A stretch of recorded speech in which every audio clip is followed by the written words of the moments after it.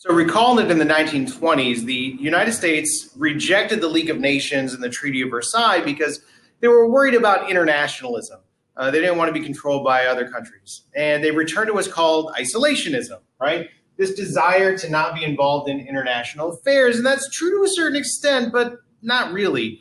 Harding and Coolidge, both presidents in the 1920s, so Harding first, Coolidge in 1924, they were referred to as pro-business presidents. In other words, they kind of left the economy up to the business owners, which means we're returning back to that policy of laissez-faire capitalism, which also means that the monopolies are really setting the economic table, which means they want tariffs, which is going to be a problem later. There's also going to be a large amount of union busting, so labor is going to suffer in the 1920s.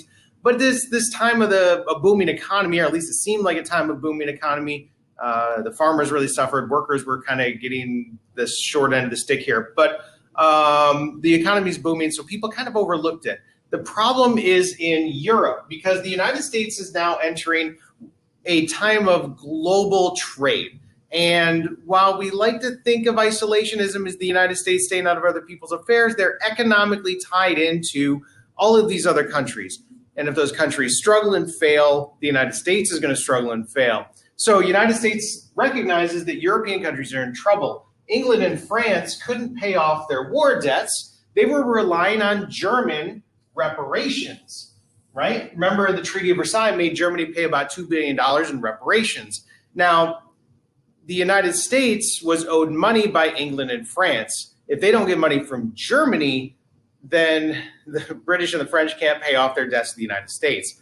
The United States also needs these European countries in order to trade. So they need these strong economies in Europe. Otherwise, the United States is going to suffer. Enter in the Dawes Plan. Charles Dawes came up with this idea, came up with a plan, got it started. In the Dawes Plan, United States banks would loan money to Germany.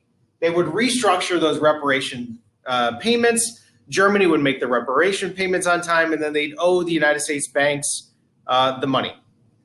Germany would pay the reparations to Britain and France. Britain and France would then turn around and use those reparations payments to pay off the debts owed to United States companies. This is kind of a Jenga tower of financial shenanigans. The Dawes Plan is going to work great until it doesn't.